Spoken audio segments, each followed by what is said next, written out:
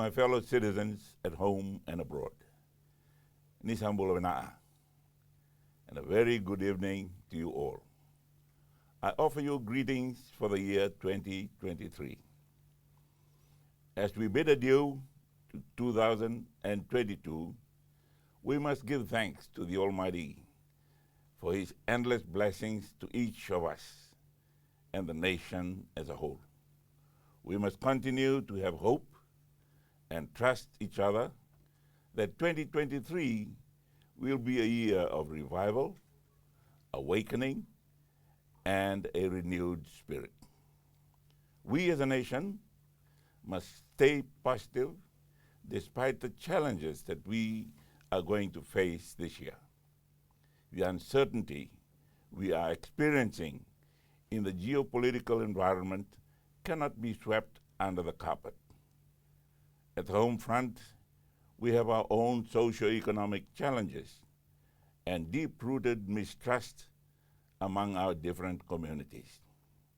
Some of these events are beyond our control, and there continues to be uncertainty. We must all commit ourselves in working together to address these enormous challenges.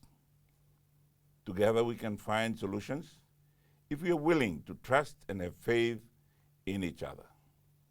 Self-sacrifice must be made so that we can rediscover the spirit of togetherness as a family, as a community, and as a nation. I am positive and absolutely confident that with the guidance of the Holy Spirit, God's grace, and our collective demeanor, we will come back stronger together than ever before. It was the same at the start of last year.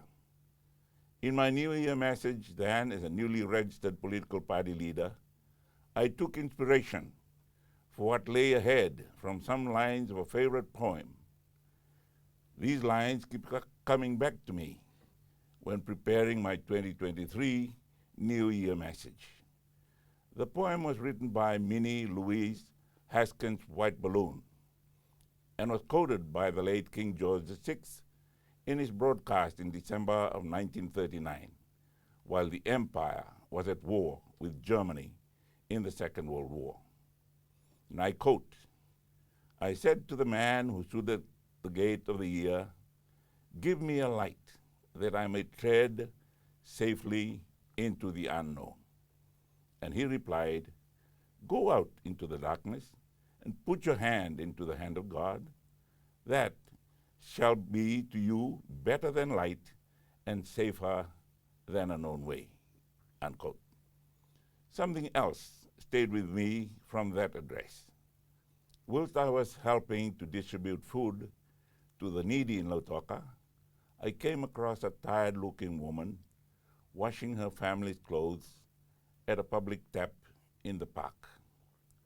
We spoke, and she told me they were homeless. I offered her a ration pack.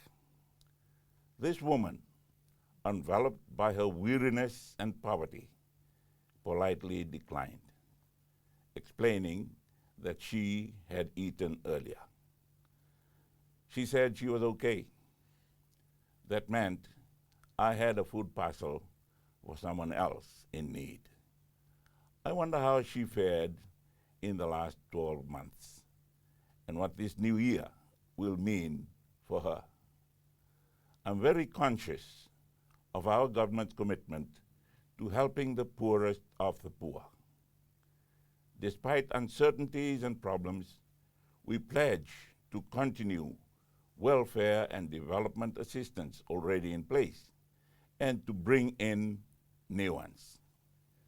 Our overriding goal is to increase the national wealth so that everyone benefits: the homeless and all the poor, the housewives, children, and young people, villagers and farmers, workers, civil servants and professionals, business owners, and investors. I may also add the elderly, the sick, the prisoners, and our veterans. If I've left anyone out, I apologize. It is more than possible to achieve the change to higher living standards and a better quality of life.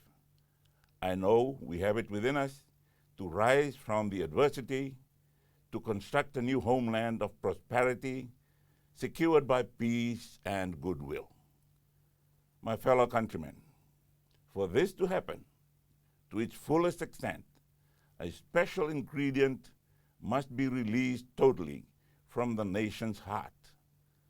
I'm speaking of unity, the harmonious coming together of our diverse communities with their different origins, cultures, and languages. I believe we are making progress in this, but we have not yet completely overcome the separateness imposed on us, the suspicions and tensions that have weighed us down. History placed us together. It is for us now to create another history, one of friendship and a shared purpose and shared dreams.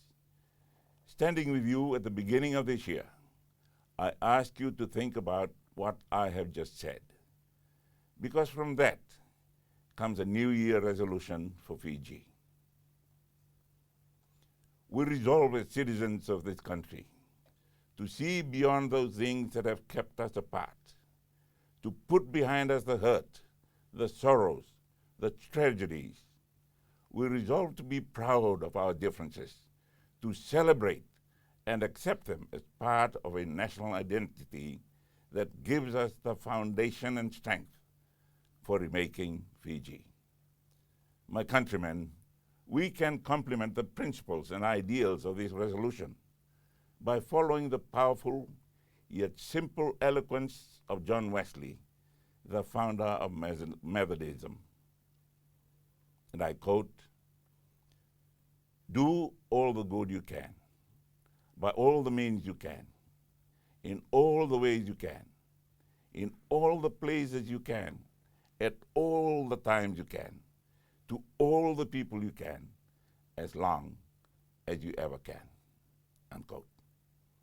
If we listen to the man at the gate, we can follow the New Year resolution that I have offered.